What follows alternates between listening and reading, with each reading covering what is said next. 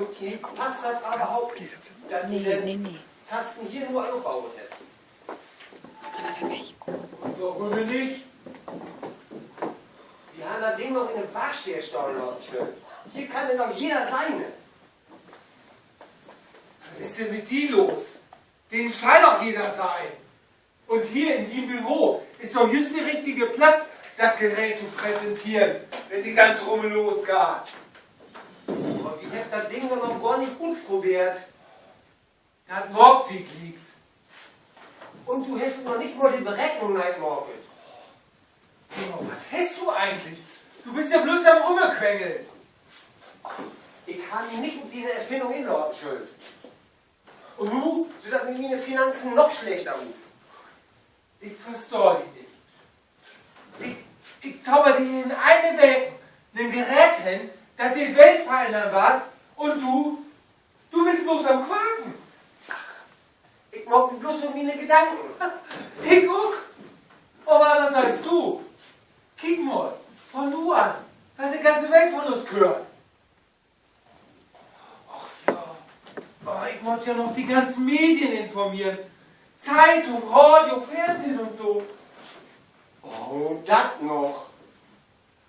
Aber unsere Zeitung hätte ja eine Vorinformation kriegen.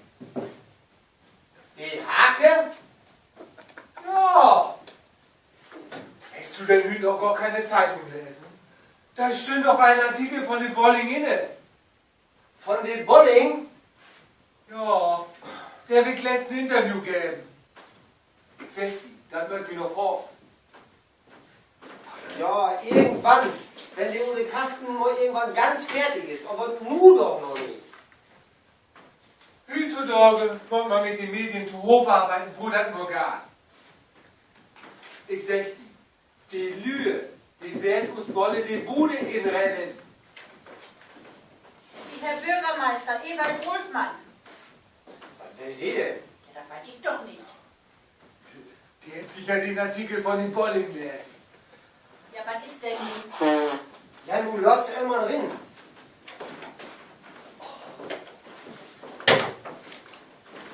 Wie kannst du den Artikel nur in eine Zeitung setzen lassen? Irgendwann muss doch die Welt dahinter kommen, was die hier auf die Beine gestellt hat.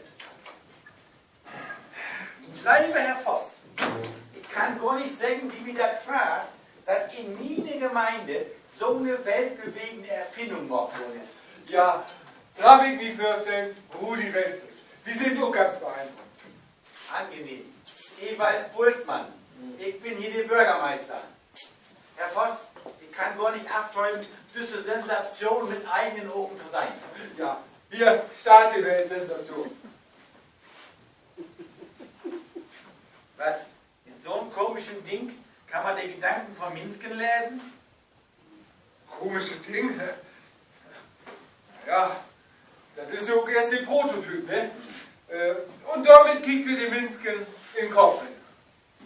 Ja, Herr Voss, dann habe ich genug, wann ich gar nicht verleihen. Sie könnten nun und ganz unbürokratisch Subventionen und die EU-Fördermittel kriegen. Fördermittel? Ich? Wie nennt das? Innovationssubventionen. Das ist für Firmen, die was Besonderes erfinden und sich Gedanken um die Zukunft machen.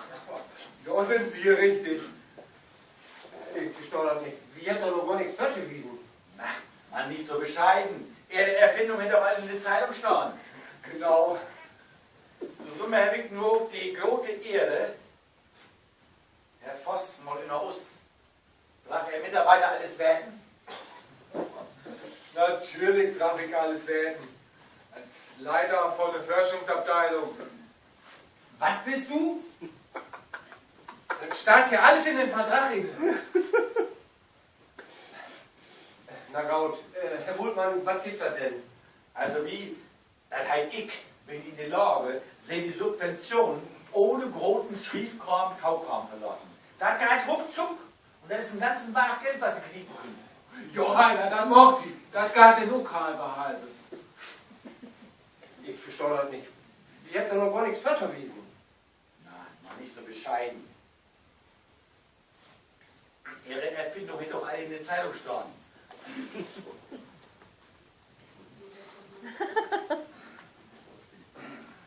Du wärst doch mal stille. Schnitt. Sie sagen, wie, das auch einen roten Stief kommen? Aber vergessen Sie nicht, dass wir hier in Deutschland sind. Herr Voss, wer weiter besser als ich. Aber mit ihr düsteste langen Wege, aber jeden Schließen ist gut schalten. Die Kommunen, was Geld zur Verfügung stellt, und die können das denn verteilen. Das heißt, hier in meine Gemeinde bestimme ich, wer was kriegt. Das klingt echt gaut. Nee, dann hört sie gediegen an. Anders ist das gar nicht so einfach, vom Staat Geld zu kriegen. Sag mal, was ist denn mit dir los? Du bist heute bloß am Meckern. Ich sag dir, nimm das Geld. Herr Bürgermeister, was mögt ihr morgen, um an das Geld zu kommen? Sie mögt bloß das Formular ausfüllen, dann geht alles in Gang.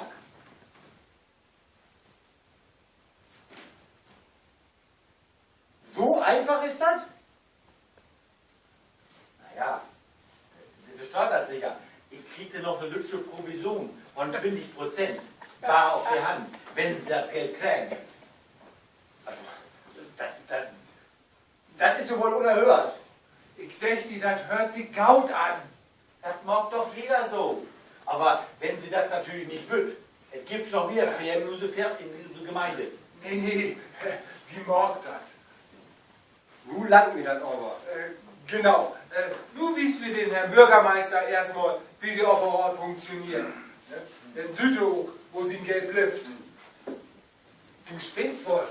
Die hätten das Gerät doch noch gar nicht testet. Sie hätten das doch nicht testen. Doch. Theoretisch habt ihr das einfach. Uns fehlt bloß noch die praktische Verfolgung. Sie hat jetzt die einmalige Gelegenheit, die erste Testperson zu wählen. Ich? Du spinnst wohl. Wenn das mal nicht klappt, denk an die Tornputzmaschine. Doch die hohen Kamellen.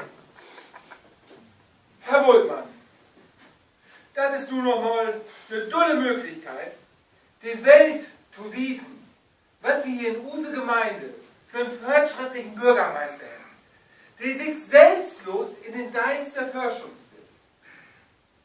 Meinen Sie? Aber ich bin so abgeregt. Oh, nee.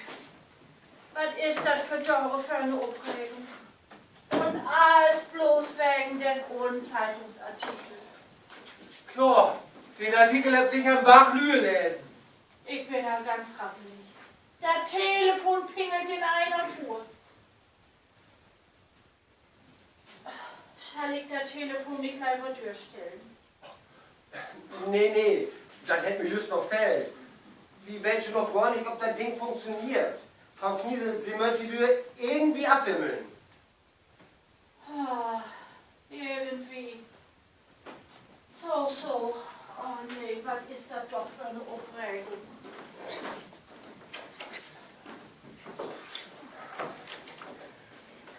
Sie sind aufgeregt. Ja, ruft sie nicht. Das geht nicht weit. Ich weiß nicht. Wenn ich sie jetzt in den Helm aufsetze, dann können sie nichts mehr hören. Ist das klar?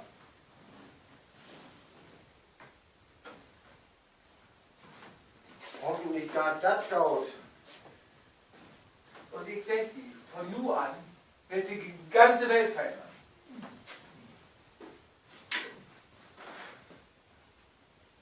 Ob der Monitor ist nix tau seine. Was denke ich denn nun? Und warum druckt den Drucker nicht? Und die Stimme ist auch nicht zu hören. Was ist denn los? Das verstehe ich nicht. Du musst doch gehen.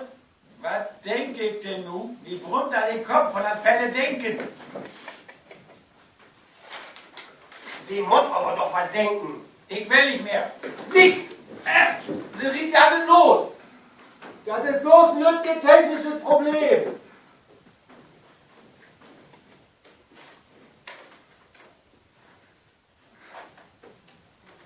Das kenne ich wie. Oh Mann, ich habe mich nicht auf die Erfindung in Lorten schuld. Nordabla, das ist nun mal ein hochkomplizierten Kram. Was sagt ihr Königs? Nehmen Sie doch endlich das verdammte Ding ab! Na gut, das wird denn wohl. Nicht. Ich heft den Fehler. Ja. Du geh dann aber los. Nix. Dort ist nix. Herr Voss, wo ist eigentlich die Kosten für einen Schlag von der Korbelmark? Och, was weiß ich, irgendwo. Stört sie noch nicht dauernd. Das ist ganz bestimmt ein ganz komplizierten Kram. Nehmen Sie mir doch endlich das verdammte Ding ab! Hat sie Probleme? Ja, der Apparat funktioniert einfach nicht. Oh, das bloß. Was ist denn nun mit den Kosten für einen Schlag? Oh, nun lasst uns doch endlich mit euren Korbels in Ruhe. Aber, sagen Sie mal, worum steckt die Stecker denn nicht in der Steckdose? Braucht der Apparat keinen Strom? Nun langt mir das aber. Gut. Aber schnell.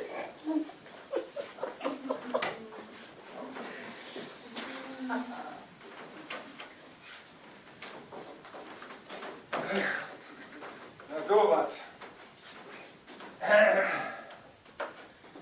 Wir versorgen die das mal mit Strom.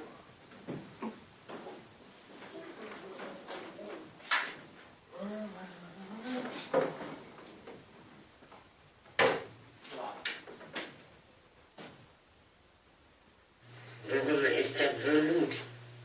Mama, ich hab so eine Angst. Nun ist alles Stille, nichts zu hören.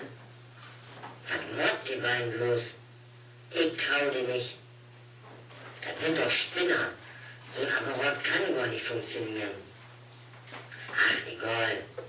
Jedenfalls krieg ich den ganzen Tag Provision. Dann kann ich mit Wolle den neuen Sportwagen kaufen. Und für Mama ein Kleid von Dior. Aber mir gefällt das hier nicht. Mama, hör mich hier gut. Mama, ich will nicht mehr. Schluss. Ende, aus. Wie sie wird.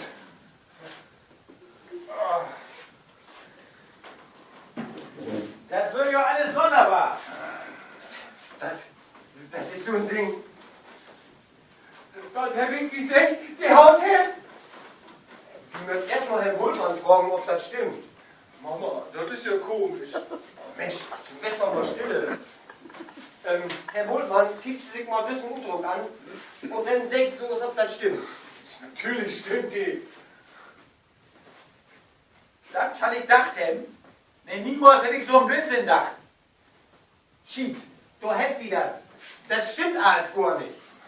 Und ich sag dir, wie stimmt. Was stimmt doch nicht? Aber das kann doch nicht andauern. So ein Kinderkram. Ich bin doch der Bürgermeister. Ich darf sowas doch nicht denken. Aber sie hat das Dach. Los, du wärst doch mal ehrlich. Ja, ich glaube, ich hab so ein Hühnkram gedacht. Aber das stimmt alles nicht. Das ist aber doch wohl gediegen. Sie darf doch nicht überhören, was ich gedacht habe. Nee. Hier hat ja der Luchs so eine Art Schweigepflicht. Den nehme ich mit. Sie hat doch nichts anderes obteilt, oder? Nee, anders nix. Am besten, sie erzählt keinem was davon, dass ich Testperson wird. Aber ich dachte, wir wollen da so eine Werbung mitmachen. Nee, sowas macht wir nicht, Herr Bultmann. Ach, einen Augenblick noch, Herr Bultmann. Nee, nicht nochmal testen. Nee, Sie können Ihnen gefallen, Laune. So, was denn? Die Gemeinde, die droht mir hier mit Zwangsvollstreckung wegen der Gewerbesteuer. Können Sie doch mal was für mich morgen? Werbesteuer will ich erstmal ganz erläutern. Naja, an sich brauche ich bloß so einen Lütgenutzschub. Ich regel das für sein.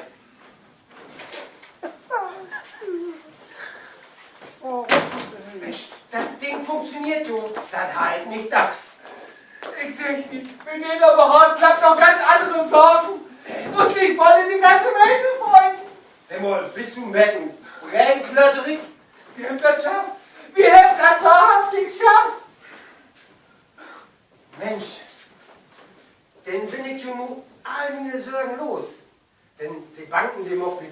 Sicherheit keine Probleme mehr. Ich kann das immer noch nicht glöben. Oh, das ist wahr. Nun werde ich weltberühmt. Die Name wird in jedem Lexikon stehen. Und in den Schauen werden die Kinder lernen, dass Rudi Wenzel den Apparat erfunden hat, der Gedanken lesen kann. Und die Fernsehsender werden sich um die bieten. Nu blieb mal auf dem Teppich. Die trifft nun nicht den Kopf leisen. Hast du einmal darüber Mörder, was man manches Mal für einen krusen Kram denkt? Den Bultmann, der wird über ziemlich durcheinander. Was? Jetzt kriegst du noch moralischen. Wir würden mit den Dingen Geld verdienen, anders nix.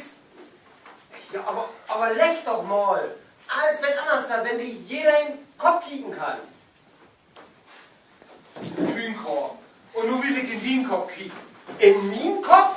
Nee, nun nicht. Die wird doch noch mehr Personen testen. Am besten die. Ey, was schallert? Sabbel nicht und denk. Muttert werden? Ja. Das ist ja ein blödes Gefühl. Der wird nur meine Gedanken. Das so geht. Das geht. Ich habe nicht gedacht, dass die Spinner das hinkriegt. Oh, kann anders reden. Edith. Oh, der spielt doch bloß mit mir. Und ich kann für gestern noch einen Scheck geben. Du starb mir das Wort wahrhaftig weg an den Halse. Oh, denk was anders. Brigitte. Das für eine Frau für mich. Ich glaube, ich hätte mich vielleicht. Was ist bloß los mit mir? So, das langt.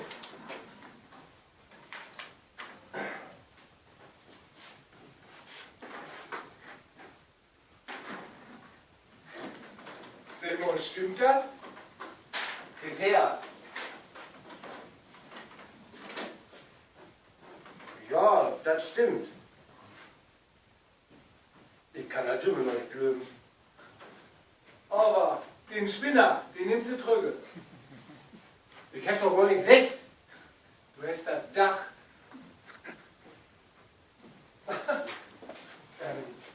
Ja, Gaut, ich nenne den Spinner Trügge.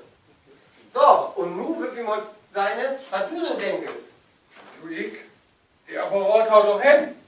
Nix, du, nu bist du Testperson. Ja, aber meine Gedanken sind im Moment ziemlich unsortiert, du. Denn sortiert für die mal.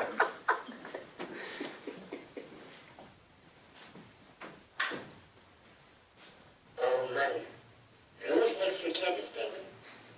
Die Formel, die geht hier noch. Die eine Berechnung, die muss ich noch mal leid machen.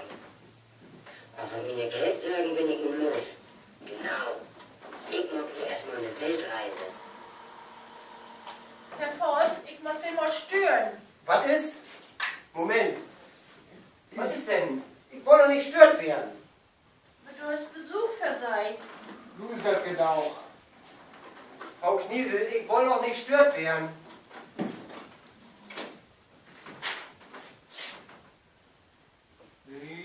Ja, das kommt alles hin. Ja, aber Frau von Möllenhoff ist da wegen die Verträge. Was? Oh.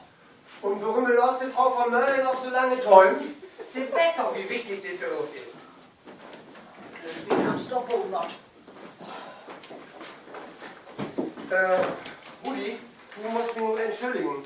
Ich muss doch erst noch ein Geschäft in der Dach und Tag bringen. Mensch, so ein kühler Kram ist doch nun gar nicht mehr nötig. Das sind doch Peanuts. Nee, das mag ich erst noch füttern. Wer weiß, wann wir denn den ersten Apparat für Köpel. Naja, und dann interessiert mir die Chefin von der Firma hier auch so noch ein Betten. Aha, ich weiß Bescheid.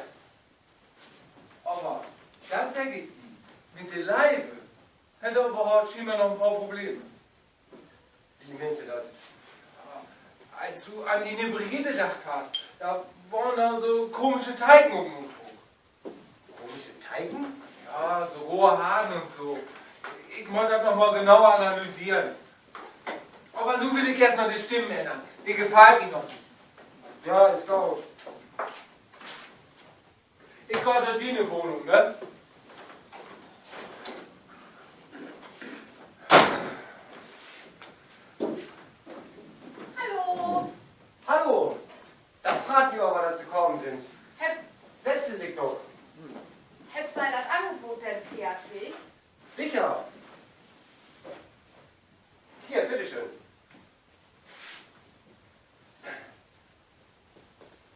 Donnerwetter.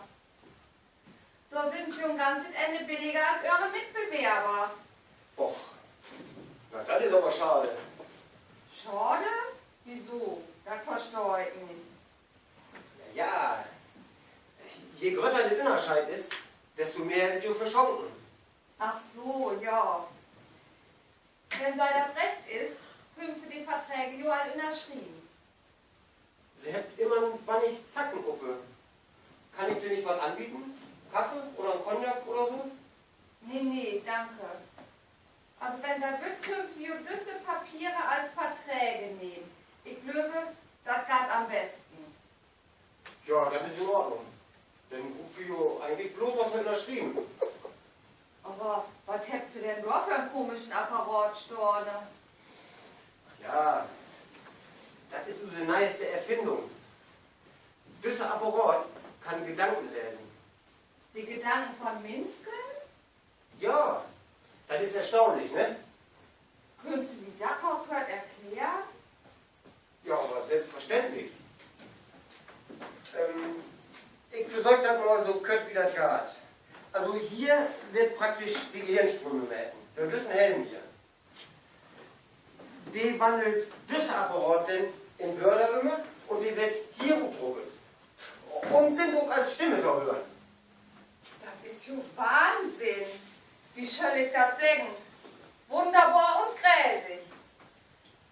Gräsig, sagt sie? Ja, sicher hat so ein Apparat einen ganz paar Vorteile, wie die Polizei und so fütter. Aber auf die andere Seite werden ja auch die ganz intimen und privaten Gedanken bloßgestellt. Ja, so ganz Unrecht hat sie nicht. Also am leidesten würde ich sei mal gern fragen, ob ich das umprobieren mag. Ja, aber sicher, selbstverständlich. Aber bitte ohne den Ton und den Udruck, den kriege denn bloß ich tau seine. Ja, das ist in Ordnung.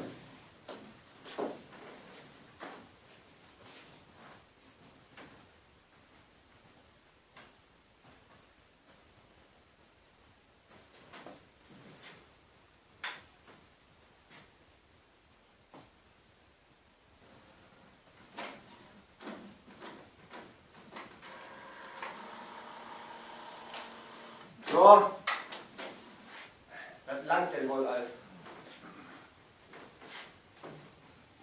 Dann liest mir doch bitte mal den Udruck. Sicher, selbstverständlich. Bitteschön.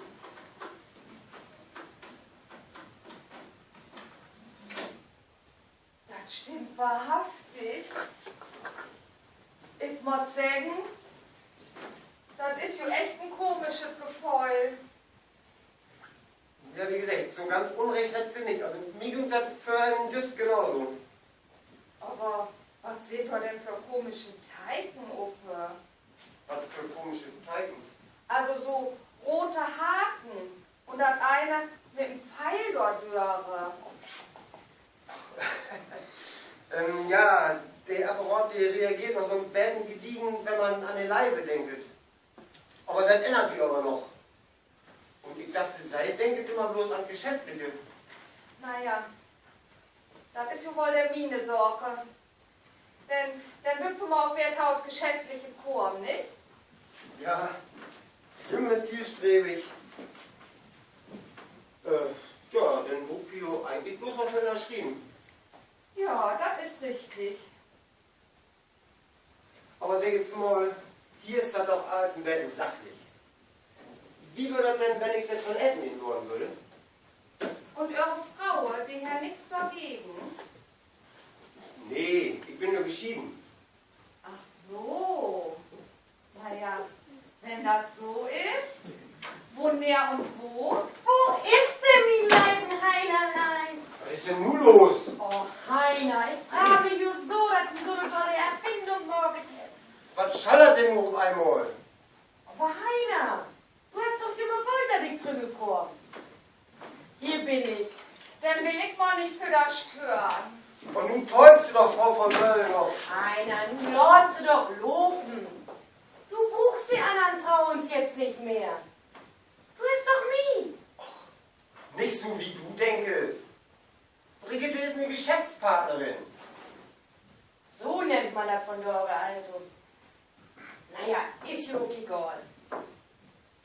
hier ja nu wer ich. Du? Natürlich. Ha, ich finde das richtig schick, dass ihr so ein Apparat erfunden habt. Da kann man viel Geld mit verdienen. Ja, das macht Wähne. Aber der ist noch nicht fertig. Das ist doch egal. Jedenfalls bist du bei den Banken jetzt wer kreditwürdig. Du Heiner, ich brauch eine Bankvollmacht. Eine Bankvollmacht? Natürlich. Ich muss doch auch mal Geld von der Bank holen können. Nu, wo ich wer wie die Worne. Ach ja, und meine Klamotten, die lade ich morgen und meine hohle Wohnung holen. Morgen? Ich weiß nicht. Nur auf einmal, wo du hier beinteilen? Das hätte ich doch gesagt. Du, ich hab die Bankvollmacht dann umgesetzt. Du musst bloß noch in der Krieg. Ja, aber... Nix aber, du Trümmel nicht Krümme. Ich will mir noch was am Anteil köpen. Wie kann das alles fällt so schnell? Erst wo du nicht wegkommst und nun mit einmal doch? Herr Voss, wo sind eigentlich die Verträge mit der Firma Möllenhoff? Könnt sie nicht ankloppen? Das habe ich hier noch nie getan. Wo sind denn nun die Verträge? Hier.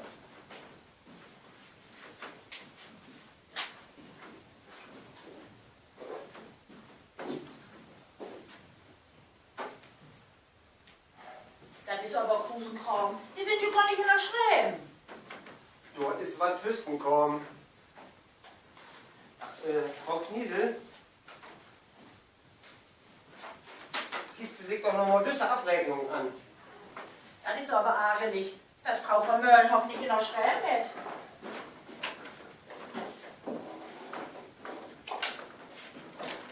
Das ohne Wief ist unmöglich. Die musst du sofort an die Luft setzen. Ja, das gar nicht. Frau Kniesel ist doch wichtig für mich. Du musst auch mal an mich denken.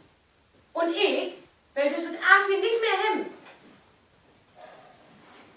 Sag mal, wo ist denn nur die Bankvollmacht?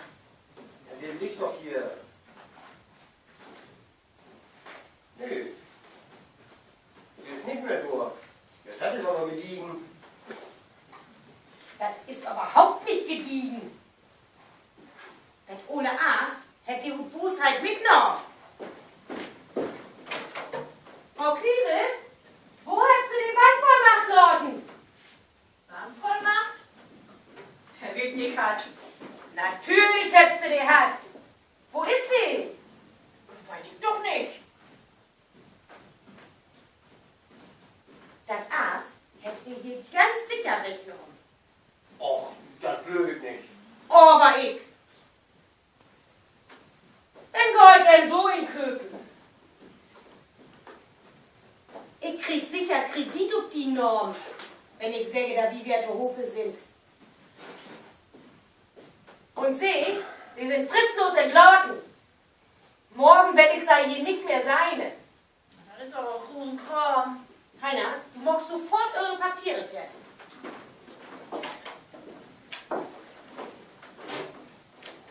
Herr George immer sagt, dass das einen schlechten Groschen ist. Ich weiß überhaupt nicht mehr, was hier noch los ist. Bin ich eigentlich entlassen? Ach, das hätte ihr nicht so meint. Das hätte ohne Zähne so meint. Und solange wie das ohne weiß, hier hin und gut geht, sei ich die Kündigung als rechtskräftig an. Auf Frau Kniesel, nun teufelst du doch.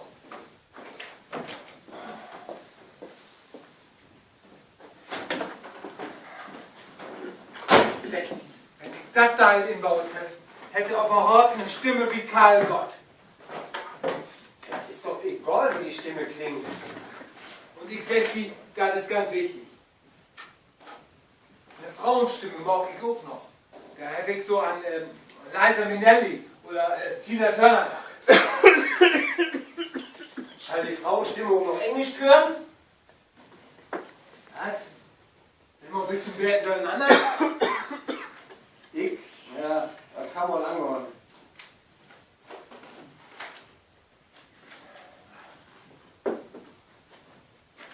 Ist doch egal. Hier, du musst mir mal helfen. Was, Schallig? Ich Ich wollte die Stimme doch noch testen. Nee, ich will jetzt nicht getestet werden. Was ist denn los? Ich will doch bloß hören, ob die Stimmgau klingt. Ja, aber nur ganz kurz. Ja, hör auf du sabbeln und denk. Das kann doch nicht anholen. Das mag ich bloß ohne die Kniesel. Das verstehe ich doch nicht. Was will ich überhaupt hier? Nee, ich will eh nicht hier gar nicht hin. Nee, das ist vorbei. Aber Brigitte, ich kann bloß noch an sie denken. Ja, die hab ich auch. So.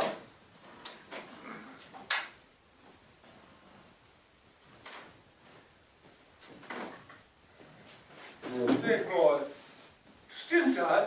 Du wohnst hier nicht mehr? Dann da die gar nichts an. Und ich sag dir, da gab mich wohl was an. Ich wohne hier nicht wie ihr. Du wohnst wie ich? Simon, war das mal lange so? Ja. Was ist los? Ey, Kölgen! Ich bin das nicht. Leise, leise. Du bist aber ratschlich. Daddel, daddel, leise, leise. Was ist denn nun mit dem Apparat los? Warum musst du an die Brigitte denken? Kämpft die doch selbst, dass der Apparat die Leute nicht verklusen kann. Was ist denn los? Darf ich da nicht bauen, wie wir können? Papi, da, piep, piep, nein. Hast du nur eine Kassette im Licht oder was? Wie? Was?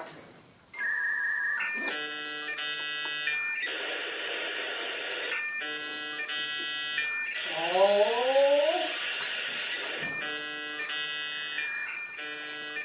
So ein Schied hier, die Armaturen ist alles durcheinander. Oh, lenk nicht ab! Was hast du mit ihr gehabt? Mensch, das ist doch nun viel egal. Hier steht die genialste Erfindung, die im Morgen worden ist, und du bist wahr.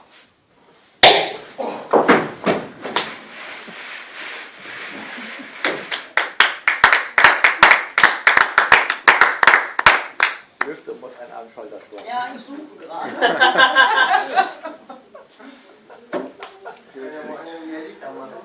Ich dachte schon. Wie geht denn das hier? Mit der auf die beiden Striche hier, oder?